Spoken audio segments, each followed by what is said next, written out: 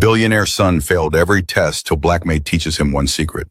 He was the son of a billionaire, raised in mansions, private jets, and the finest schools money could buy. Teachers feared his father's name so much that they passed him even when he wrote nothing on his test papers. Everyone believed he was destined for greatness, except him. Because deep down, he knew the truth. He wasn't smart, he wasn't disciplined, and without his father's name, he was nothing. But everything changed the day he crossed paths with the one person nobody ever noticed. The Black Maid who cleaned quietly. She didn't have a fancy degree, she didn't speak with big grammar, and she wore the same faded uniform every day. But she carried something far more powerful. Wisdom life had carved into her through pain.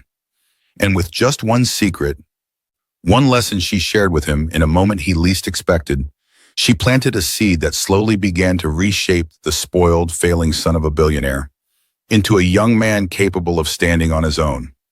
Hello, wonderful people. Welcome once again to Cardinal Stories. Before we continue, I would like to know where you're watching from. Kindly comment where you are watching from. I'd like to know. Subscribe to this channel because we post heartwarming and inspiring stories like these daily. Let's get started. He grew up believing the world was his servant. Damien Holt didn't walk through Northbridge Academy. He glided. Every step was a performance of inherited power, a silent declaration that rules bent for people like him. The marble hallways gleamed under chandeliers that cost more than most families made in a year.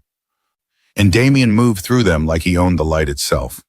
Monday morning, 9:47 a.m., 27 minutes late to European history. He pushed open the heavy oak door mid-lecture, designer sunglasses still perched on his face, white earbuds dangling from his collar. Mr. Patterson paused mid-sentence, his marker hovering over the smartboard where the fall of Rome was written in precise blue letters. Mr. Holt, how gracious of you to join us. Damien pulled out his sunglasses slowly, folded them with deliberate care and smirked. Traffic was hell. A few students snickered. Most looked away. Everyone knew the routine. Mr. Patterson's jaw tightened, but he said nothing more. He couldn't. 3 months ago, he tried writing Damien up for chronic tardiness. The next week, the headmaster called him in for a conversation about maintaining positive relationships with distinguished families. The write-up disappeared. Mr. Patterson learned his lesson. Damien slid into his seat near the back, propped his feet on the empty chair beside him, and pulled out his phone. For the next 40 minutes, he scrolled through Instagram while Mr. Patterson lectured about imperial collapse and the corruption of power. The irony was lost on no one. When the bell rang, Damien was the first one out. Lunch was held in the Wellington Dining Hall, a cathedral of privilege with vaulted ceilings and floor-to-ceiling windows overlooking the Hudson River. Damien sat at his usual table, surrounded by his usual crowd, the children of senators, tech moguls, and old money dynasties. They laughed too loud, dressed too well, and treated the staff like furniture. "Yo, Damien," called Bryce Worthington, leaning back in his chair with a grin. "Heard you got a 9% on the calculus midterm. That's gotta be a record, even for you." Damien shrugged, spearing a piece of grilled salmon. "Why would I waste time on derivatives? My dad's accountants handle that." "True," Bryce laughed. "What's the point of learning when you can just hire people who already know?" The table erupted in agreement. To them, education was a formality, a social club with prerequisites. The real currency was connections, and they were all born with full accounts. But across the dining hall, at a corner table near the kitchen entrance, a group of scholarship students sat quietly. They didn't laugh as loud. Their clothes weren't as crisp. And they watched Damien's table with a mixture of resentment and resignation. One of them, a girl named Maya Chen, whispered to her friend, "Must be nice to fail upward." Her friend sighed. That's what money buys, immunity. The afternoon brought English literature with Miss Brennan, one of the few teachers who still tried. She was young, idealistic, the kind of educator who believed every student had potential if you just reached them the right way. She was wrong about Damien. "Today, we're discussing The Great Gatsby," she announced, placing her worn copy on the desk. Specifically, the illusion of the American dream and what Fitzgerald was trying to say about wealth and identity. Damien didn't have his copy. He never did. Mr. Holt, what do you think Gatsby's parties reveal about his character? Damien looked up from his phone, blinking like he'd forgotten where he was. What? Gatsby's parties. What do they tell us about who he is? He leaned back, arms crossed. That he's rich and likes to show off. Pretty straightforward. Ms. Brennan's smile tightened. But why does he throw them? What's he searching for? I don't know. Attention? He's searching for Daisy, for love, for acceptance. He's trying to recreate the past, to become someone he thinks is worthy. Her voice carried the weight of someone who actually cared. The tragedy is that he believes the surface, the money, the mansion, will make him whole, but it doesn't. Damien stared at her for a long moment, then shrugged. Sounds exhausting. If I were him, I'd just enjoy the money. A few students laughed nervously. Ms. Brennan's expression fell, just slightly, and she moved on. But something about that exchange lingered. Not in Damien's mind, he forgot it the moment class ended, but in the air. A seed planted in soil not yet ready to receive it. That evening, Damien returned to the penthouse his father kept in Tribeca for convenient access to the office. 23 floors up, floor-to-ceiling windows framing the Manhattan skyline like a painting. The place was immaculate, too immaculate. It didn't feel like a home. It felt like a showroom. Arthur Holt sat at the dining table, still in his suit, tie loosened but not removed. His laptop glowed in front of him, spreadsheets and earnings reports reflected in his steel-gray eyes. He didn't look up when Damien entered. You're late. Traffic, Damien muttered, tossing his bag onto the marble counter. School called. Damien froze. Arthur finally looked up, his expression carved from stone. Your literature teacher submitted your midterm essay, or lack thereof. You turned in 3 sentences. 3. I didn't have time. Don't. Arthur's voice was surgical, precise. I don't pay $40,000 a year for excuses. Northbridge isn't a daycare, it's a pipeline. You're supposed to be building a foundation. For what? Damien shot back. I'm a Holt. The foundation's already built. Arthur stood slowly, closing his laptop with a quiet snap. He walked toward Damien with the measured pace of a man who'd crushed competitors with less effort than it took to breathe. You think the name does the work for you, doesn't it? Arthur's laugh was cold. The name opens the door, but if you walk in empty, people see through you. They'll smile, take meetings, and the moment you're gone, they'll call you what you are, a liability. Damien's jaw tightened. I'm 16. I've got time. No, you don't. Arthur stepped closer. Because if you were anyone else, anyway, I'd fire you. You're lazy, entitled, a disgrace to everything I built. The words landed like fists. You're my son, Arthur continued, voice low and venomous. But that won't save you if you don't become someone worth the name. Damien wanted to yell, to fight back, but the words stuck in his throat. Because somewhere deep down, past the arrogance and bravado, he knew his father was right. Arthur returned to his seat, opened his laptop, and said without looking up, "Get your act together or get out of my way." Damien stood there for another moment, fists clenched, then turned and walked to his room. He slammed the door hard enough to rattle the frame. Inside, surrounded by luxury he didn't earn, Damien sat on the edge of his king-size bed and stared at nothing. The world was his servant, but he was someone else's disappointment. The next morning, Damien woke to a notification on his phone. Account declined.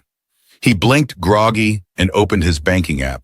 His black card, the one with no limit, the one that had bought everything from sneakers to spontaneous weekend trips, showed a balance of 0. He tried calling his father, straight to voicemail. He tried his personal driver, number disconnected. Panic crept in, cold and unfamiliar.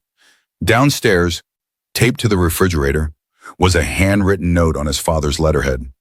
You said the name is enough. Let's test that theory. No cards, no drivers, no exceptions. Earn it back or learn to live without it. Damien read it 3 times, waiting for the punchline. It never came.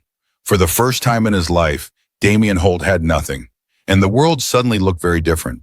The bus smelled like failure. Damien stood at the corner, staring at the yellow vehicle like it was a foreign object. Public transportation. Him. The irony wasn't lost on anyone with a camera phone. He climbed on. Heads turned. Whispers started immediately. Is that Damien Holt? On a bus? Oh my God. He found a seat in the back, pulled his hood up, and stared out the window. The photos would hit Instagram before he reached campus. He knew it. Everyone knew it. At Northbridge, everything felt wrong, smaller, colder. Without the armor of wealth, he was just another student. Except he wasn't. He was the fallen prince. The cautionary tale. Calculus. Failed pop quiz. History. Called on. No answer. Mr. Patterson's smirk said everything. Lunch, cafeteria line, plastic tray, mediocre pizza. The smell of his own humiliation. Bryce Worthington walked past with his crew, slowed down, grinned. Rough week, Holt? Damien said nothing. Heard Daddy cut you off. That's brutal. Still nothing. Bryce leaned in close. Welcome to reality. Then he walked away laughing. Damien gripped his tray, knuckles white, jaw clenched. But he didn't move. Literature class. Ms. Brennan handed back tests. She placed his face down. That look. The one that said, I'm disappointed but not surprised. He waited until she moved on. Flipped it over. 12-100. Red pen at the bottom. Did you even read the assignment? Something cracked. He crumpled the paper, shoved it in his bag, left class 10 minutes early. No one stopped him. No one cared anymore. He wandered the empty hallways, hands in pockets, anger bubbling under his skin like something toxic. He turned a corner near the service stairwell, the part of the school nobody used, and nearly crashed into a cleaning cart. Behind it stood a woman, mid-50s, dark skin, gray uniform, hair tied back. She was folding towels, humming something soft. Damien had seen her before, mopping floors, emptying trash, background noise. Not anymore. Watch where you're going, he snapped. She looked up, calm, steady, no fear in her eyes. I'm exactly where I'm supposed to be, she said quietly. Are you? Damien blinked. What? You heard me. He stared at her. Who do you think you're talking to? She smiled, small, knowing. A boy who shouts at his reflection expecting it to change. The words hit like ice water. What's that supposed to mean? She picked up the last towel, folded it slowly, placed it on the cart. When you're ready to know, she said, you'll ask better questions. Then she walked away, humming again, like nothing happened. Damien stood there frozen. That sentence, those words. A boy who shouts at his reflection. It echoed louder than any test score ever had. 3 days passed. He couldn't stop thinking about her, failed another test, got detention. His father still wouldn't answer calls. The penthouse felt like a cage made of marble and silence. Friday afternoon, he went looking for her, on purpose this time. He found her near the library, folding linens in a supply closet. She saw him coming, didn't look surprised. You came back, she said. Yeah, he hesitated.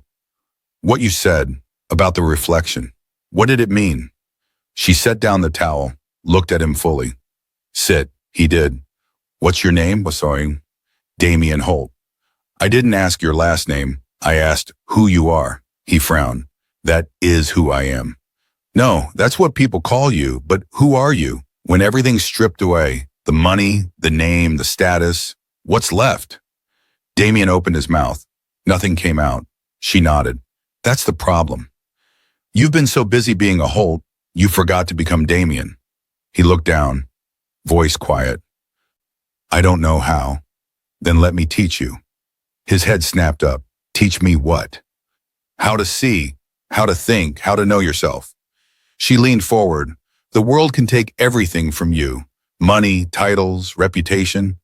But if it can't take you, then you're still whole. Something shifted in his chest. Why would you help me? She smiled. Because somebody helped me once. And because you asked. She reached into her bag, pulled out a worn notebook, faded cover, yellowed pages. Every night you write, not what you know, what you fear, what you feel, what you don't understand. She handed it to him. No grades, just honesty. He took it, held it like it might burn. One more thing, she said. My name is Mariah, not the maid. Mariah. Mariah, he repeated. She nodded. Good. Now go. Come back tomorrow all morning. 5:30, before anyone else gets here. 5:30? He almost laughed. If you want easy, hire another tutor. If you want truth, show up. That night, Damien sat on his bed, opened the notebook, stared at the blank page. His hand shook slightly. Then he started writing. I don't know who I am, and that terrifies me. The pen felt heavier than anything he'd ever held, but he kept writing. 5:30 a.m., dark, cold, empty streets. Damien's alarm buzzed. He groaned, reached for his phone, almost hit snooze, then remembered. He dragged himself up, threw on a hoodie, took the bus in silence. Northbridge before dawn was a different place. Quiet, almost holy. No students, no performance, just empty halls and shadows. He found Mariah in the East Wing, wiping down desks in an empty classroom. She glanced up, unsurprised. You showed up. Barely, she smiled. Sit. He did. She pulled a chair across from him, sat down, folded her hands. Did you write? He pulled out the notebook, opened it, hesitated. Out loud, she said. His face flushed. It's personal. That's the point, he exhaled, read quietly. I don't know who I am, and that terrifies me. Mariah nodded slowly. Good, that's the first honest thing you've said since we met. That's it? Just good? What did you expect? A trophy? She leaned forward. Damien, the whole world has been lying to you, telling you you're special because of a name, and you believed it. Now you're angry because reality doesn't agree. He clenched his jaw. So what do I do? You learned the secret. What secret? She stood, walked to the chalkboard, wrote in clean letters, Real wealth is self-knowledge. Damien stared. That's it? That's the big secret? That's everything. She turned. Rich people collect things. Wise people collect understanding. Your father taught you to win. I'm teaching you to see. See what? Connections. Between ideas, between people, between who you are and who you're becoming. Pause. I don't understand. I know, that's why we're here. She sat back down. Tell me about your literature test, the one you failed. He shrugged. I didn't read the book. Why not? Because it's boring and pointless. What was it about? Some guy obsessed with a girl, throws parties, dies. The end. Mariah smiled. That's the plot, not the story. What's the difference? The plot is what happens. The story is what it means. She leaned in. Gatsby threw parties because he was empty. He thought the right clothes, the right house, the right performance would make him whole. She paused. But it didn't, because he didn't know who he was without it. Damien went still. Sound familiar? She asked gently. He looked away. That's not the same. Isn't it? You've been performing your whole life, Damien, and now the audience is gone. So who are you when no one's watching? Silence. Heavy, thick, true. That's the question the book is asking, she said, and that's the question you need to answer. She handed him a copy of The Great Gatsby, dog-eared, annotated, loved. Read it again, not for a grade, for yourself. And tomorrow you tell me what you saw. The days blurred into rhythm. Every morning, 5:30, before the school woke, before the performance began. Mariah didn't lecture. She questioned, why does this character stay silent? What does courage sound like? If you stripped away everything you own, what would be left? And every night he wrote, pages and pages, about his father, about fear, about the suffocating weight of a name he didn't choose. His grades started shifting, not because he was memorizing better, because he was understanding. History, Roman collapse connected to modern wealth inequality, English, essay comparing Gatsby to his father, calculus, finally seeing patterns instead of numbers. Ms. Brennan returned his essay with a note. This is real. Keep going. Her eyes were wet when she handed it back, but not everyone was impressed. One afternoon, library, after school, Damien sat alone, notebook open, headphones in. He didn't notice Josh Cranston approach until it was too late. "Look at this," Josh said. Loud, deliberate. "Holt's writing poetry now." Damien pulled out his headphones. "What do you want?" "Just checking in. Heard you've been spending time with the cleaning lady." "Leave it alone, Josh." "No, seriously, is that where you go every morning?" He pulled out his phone, showed a photo, Damien and Mariah, sitting in the empty classroom, deep in conversation. Damien's stomach dropped. "This is gold," Josh laughed. "Billionaire's son getting life lessons from the maid. Your dad know about this?" "Delete that?" "Or what?" Damien stood. "I said delete it." Josh stepped closer. "You've got no power here anymore, Holt. You're just another broke kid now." Damien's fists clenched. The old hymn would have swung, made a scene, bought his way out. But Mariah's voice echoed, "Anger is just fear in a costume." He exhaled, grabbed his bag, walked away. Behind him, Josh called out, "Running to mommy? Oh, wait, she's busy mopping." Laughter followed him down the hall. That night, he wrote 5 pages, and the next morning, he showed up at 5:30. Mariah saw his face, knew immediately. "What happened?" "They know about us, about the lessons." She nodded, and they're going to make it worse. "Let them." He looked at her, confused. "Damien, if your transformation depends on their approval, it's not real." She placed a hand on his shoulder. "You don't measure depth with a shallow ruler." He exhaled, nodded. "Now," she said, "tell me what you learned from Gatsby." And just like that, the world outside didn't matter. The photo went viral by Monday. Not internet viral, Northbridge viral, passed from phone to phone, whispered in hallways, laughed over at lunch.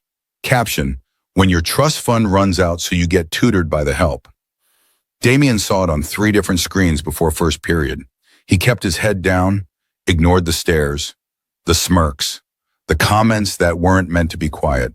It was harder than he expected. Lunch, he sat alone. His old table didn't invite him. Maya Chen, scholarship student, caught his eye from across the room, gave him a small nod, half respect, half pity. He nodded back. Then his phone buzzed. "Father, my office, tonight, 6 p.m. His stomach dropped. Arthur Holt's office, top floor, Manhattan headquarters, floor-to-ceiling windows, minimalist furniture, a view that made you feel like God. Damien arrived at 6:03. His father didn't mention it. "Sit." Damien sat. Arthur slid a tablet across the desk. On the screen, the photo. Damien and Mariah, the mocking caption. "Explain." "She's helping me. With school. The janitorial staff." "She's more than that." Arthur's expression didn't change. "I don't care what she is. I care what this looks like. The Holt name attached to this. It's not about the name. Everything is about the name." Arthur stood, paced slowly.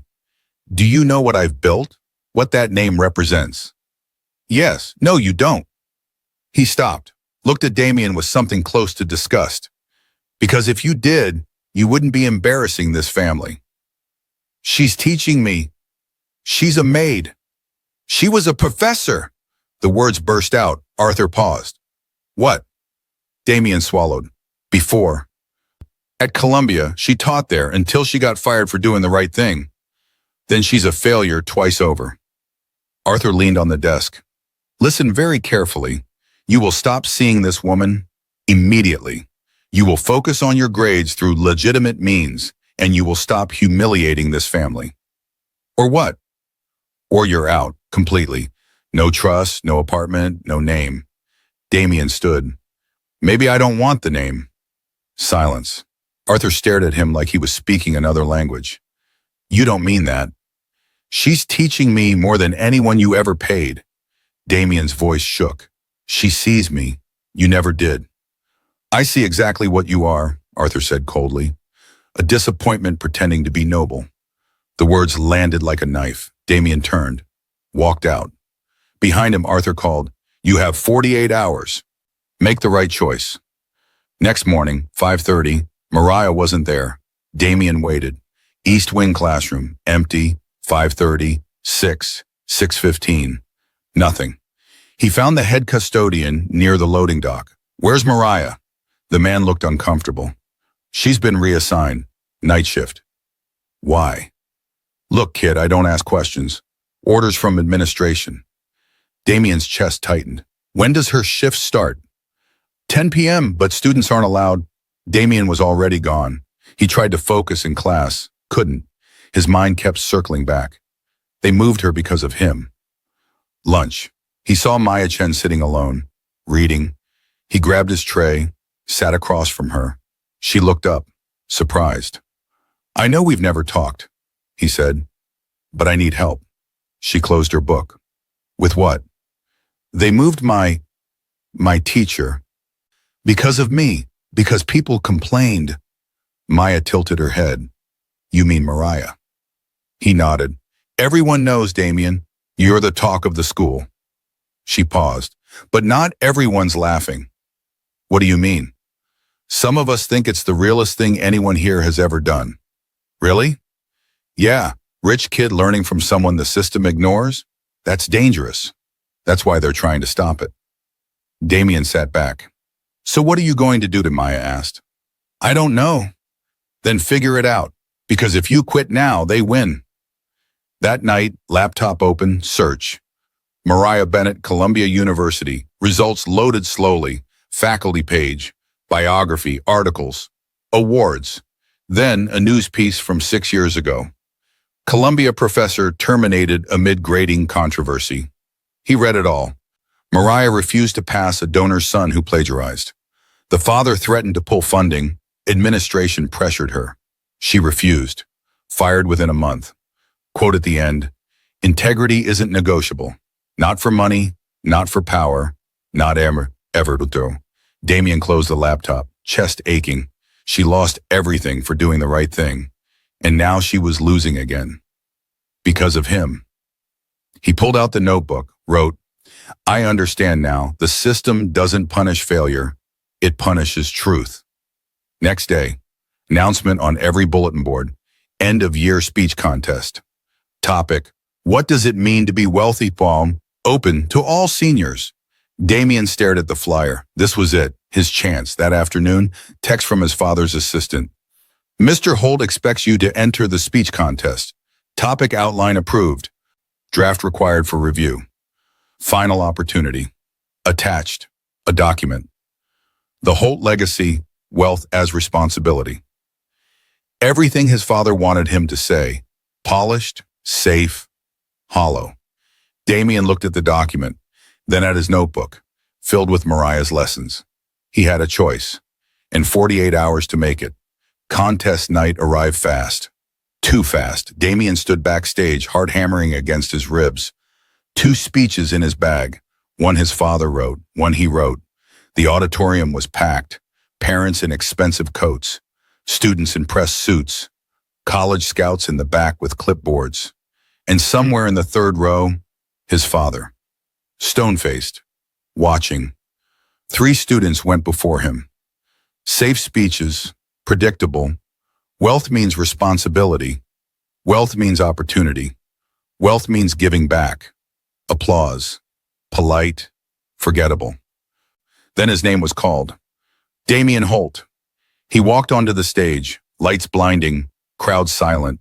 He reached into his bag, felt both papers, his father's, clean, approved, safe, his own, messy, true, dangerous. His hand trembled. He pulled one out, unfolded it slowly, looked up at the audience, found his father's eyes. Then he began. "My name is Damien Holt." His voice cracked slightly. He cleared his throat. "Some of you know me as the kid who had everything. Private jets, black cards, a last name that opened doors before I knocked." Pause. "But I didn't have the one thing that mattered." He looked down at the paper, then crumpled it. "I was going to read you a speech about legacy, about responsibility, about how wealth should be used to build empires and change the world."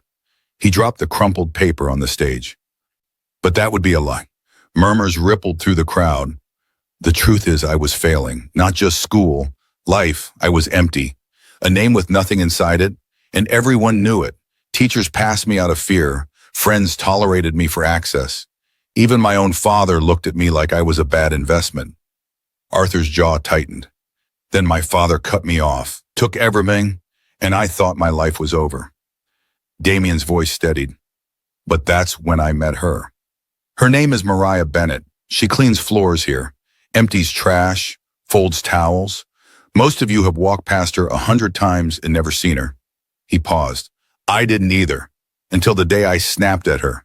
And instead of backing down, she said something that changed everything. His voice grew stronger. She said, a boy who shouts at his reflection, expecting it to change, is the same boy who blames the world for his own emptiness. Silence. I didn't understand it then, but she offered to teach me, not for money, not for credit, just because I asked. He looked directly at his father.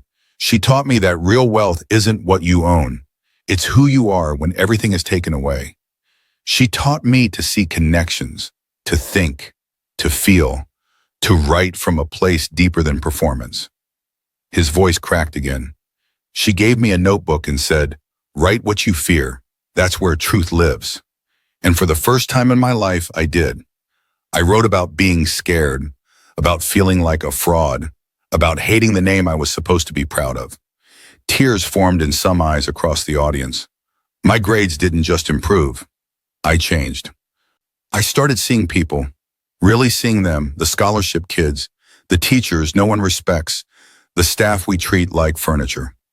He stopped, swallowed hard. But the system didn't like that. When people found out I was learning from a janitor, they mocked me, posted photos, called it embarrassing. And the school, they reassigned her, moved her to night shift so I couldn't see her. His voice rose. Why though? Because she's just a maid? Because learning from someone without a title threatens the illusion that only certain people have value? He looked at the administrators in the front row. You want to know the truth about Mariah? She was a professor at Columbia University, published, awarded, respected, until she refused to pass a plagiarist because his father was a donor. She lost everything for doing the right thing. Gasps. And now she cleans our floors, not because she failed, because the system punishes integrity. Arthur stood up. The room watched. He started walking toward the exit. Damien's voice broke. Dad! Arthur stopped. Didn't turn around. I know I'm not the son you wanted. I know I've embarrassed you. But for the first time in my life, I know who I am. And I'd rather be nobody with a soul than somebody hollow. Silence. Arthur turned slowly, his face unreadable. Then he sat back down. Damien exhaled, continued. So what does it mean to be wealthy? It means knowing yourself. It means seeing others. It means understanding that power without purpose is just noise. His voice softened. Mariah taught me that. She's not here tonight. She was fired 3 days ago. Officially for budget cuts. Really for teaching me how to be human. He looked across the crowd. If you take nothing else from this, take this. The people you ignore might be the ones who save you. And the name you're so proud of, it means nothing if there's nothing behind it. He picked up the crumpled paper from the stage, held it up. I was supposed to read this, a speech about legacy and empire and the Holt name, but I don't want to be a Holt anymore. Pause. I just want to be Damien, and that's enough. He walked off stage. The room erupted. The video went viral in hours. Not just Northbridge. Everywhere, it said a billionaire that son honors fired a janitor in emotional speech. Student rejects family name for integrity. The speech that broke the internet. By morning, it had millions of views. News outlets picked it up. Social media exploded. Someone found Mariah's old faculty page. Her story spread. The university that fired her started getting calls. Damien's phone wouldn't stop buzzing. But he ignored it all, because that morning at 5:30, he went back to the East Wing classroom, and she was there. Mariah stood by the window, gray uniform, tired eyes, but smiling. You came back, he said. I never really left. She turned, I watched from the back, snuck in through the service entrance. His eyes widened. You were there? Every word. He crossed the room, stopped in front of her. They fired you because of me. No, they fired me because systems fear truth. She placed a hand on his shoulder. But you spoke it anyway. That's all that matters. I don't know what happens now. Neither do I. But that's the point, Damien. You're not following a script anymore. You're writing your own story. He nodded, throat tight.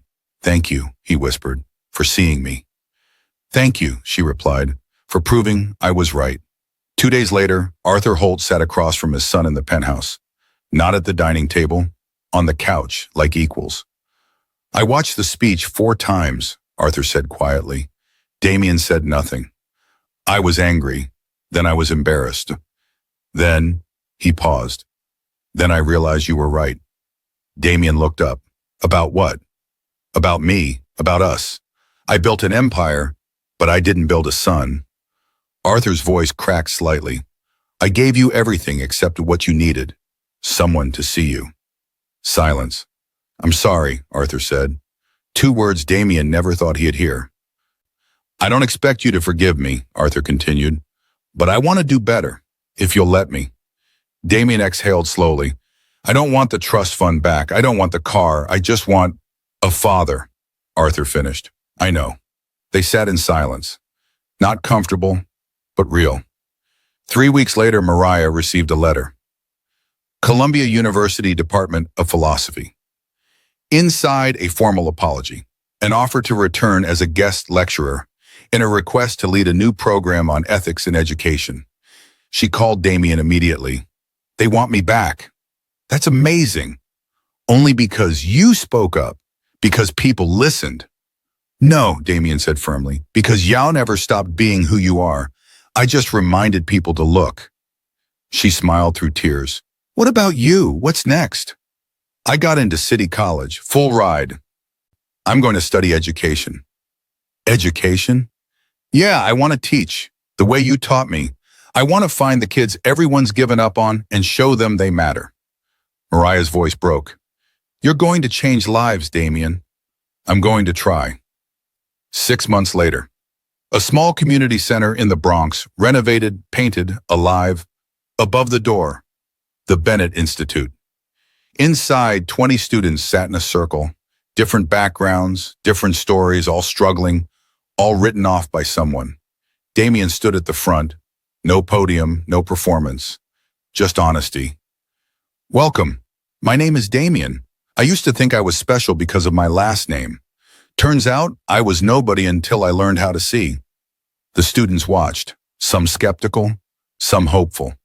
A woman once taught me that real wealth is self-knowledge, that you don't measure depth with a shallow ruler, that the world can take everything from you, but if it can't take who you are, you're still whole. He held up a stack of notebooks. So here's the deal. Every night you write, not what you know, what you fear, what you feel, no grades, just truth, and every morning we talk about it, together. A girl in the back raised her hand. Why would you do this? You're rich. You could be anywhere. Damien smiled. Because someone once saw me when I was invisible, and now I want to do the same. At the back of the room, Mariah stood quietly, watching, proud. Next to her, Arthur Holt, still uncomfortable, still learning, but present. That night, Damien opened his old notebook, the one Mariah gave him, turned to the last page, wrote, I used to think wealth was what you had. Now I know it's who you become, and the richest thing I ever did was let someone teach me how to be human. He closed the notebook, smiled.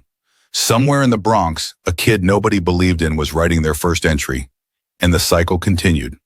The end. If this story moved you, let us know in the comments down below, because everyone deserves to be seen. And sometimes the person who changes your life is the one you walk past every single day. Thank you for listening. Subscribe to this channel and tune in again tomorrow, because I have another story that you'll absolutely love. Goodbye for now.